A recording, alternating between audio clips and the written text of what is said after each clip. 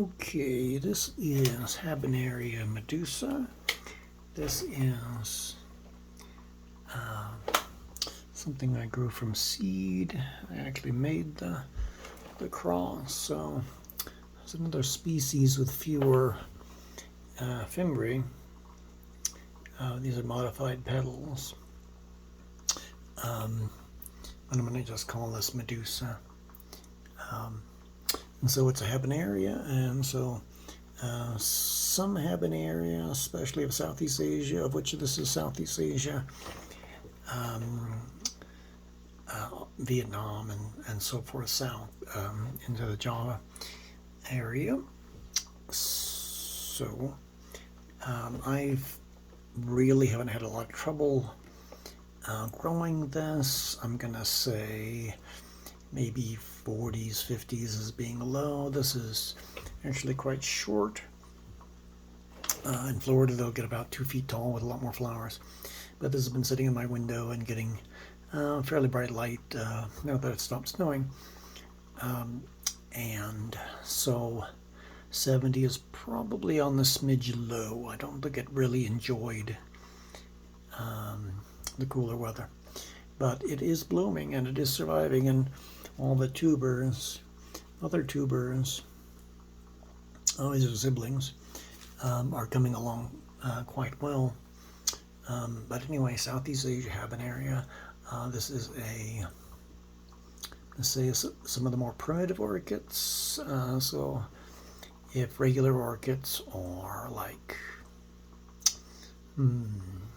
if your average epidendrum is like a mammal, this is probably more like a reptile.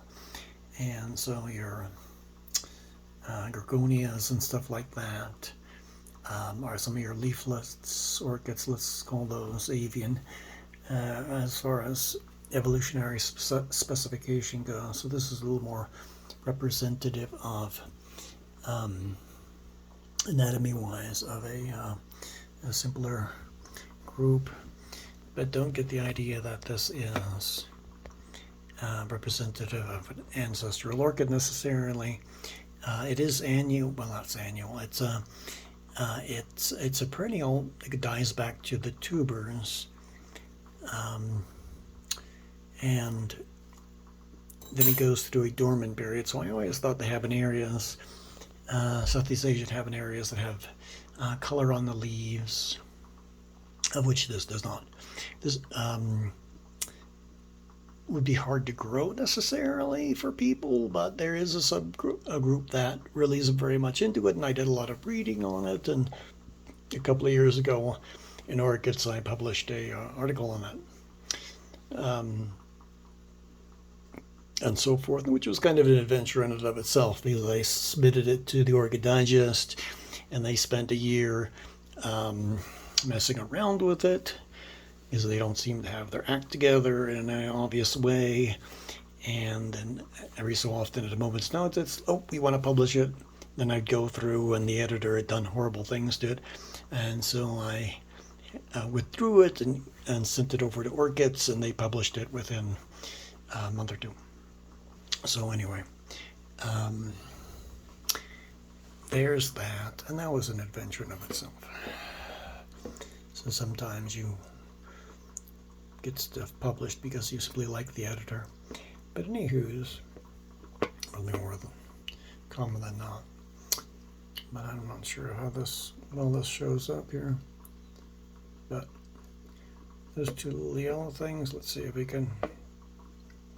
Yeah, there are two little yellow things. Look like two little fingers side by side. Those are the anthers. So there's two separated anthers, and versus everything fused in to the column. Okay, let's see. Yeah, down, but there we go. Doesn't know what to focus on. There we go. That's an anther, and the other one is still in there. And so it's stuck there, and I'm gonna have to pull that off. But then the stigma is back here. So it's a bit peculiar, Has some certain paphiopedilum sort of anatomy to it, but it's still got, the inferior ovary. That is, the ovary is down here. It's beneath the flower. This is the ovary. I found they produce seed in about 30 days, 30, 40 days, and it grew quite well. But anyway, I'm surprised how expensive these are nowadays. But anyway, I did a lot of work with these and various other Habenarias like Carnea, for example, one of my more favorites. So some things that I did not bring back from Florida. Anyway, there you go. Habanera medusa, fairly easy. You keep low water when it's dry or dormant, because they will, after they grow and do their thing, they'll die back. These will probably all flower at some point. This is just the fastest one. And then in the fall, probably midsummer, considering what it is. Let's say fall, it'll die back, it'll get all crispy, and you just, don't water it for several months. And it'll start, you don't want it to get totally dry. And then a few months later, it'll start popping up shoots, and then you start watering it more heavily. So it's not a marshy orchid in any way. So don't do that. So well drained, but moist. So like a house plant. So all the time. So there you go. See, this one that's the oldest. That's full. This is just beginning to open.